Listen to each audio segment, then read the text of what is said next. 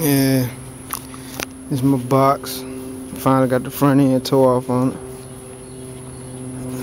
If I get that 5.3 set down in there, get it all marked up, make sure everything right. Yeah.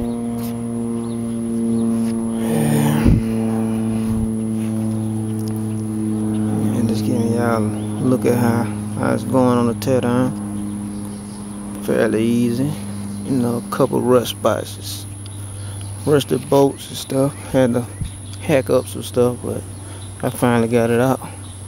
Transmission and front bumper core support and all that good stuff. Went over here and put it on my trailer.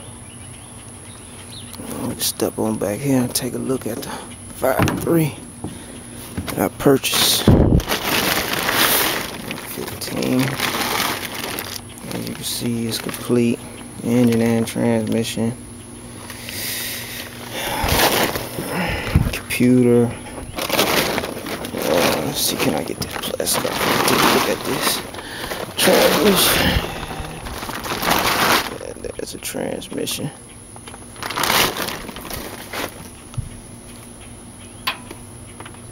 And my whole box. This is Ryderz signing out. Blocc Ryderz. I'll let you boy.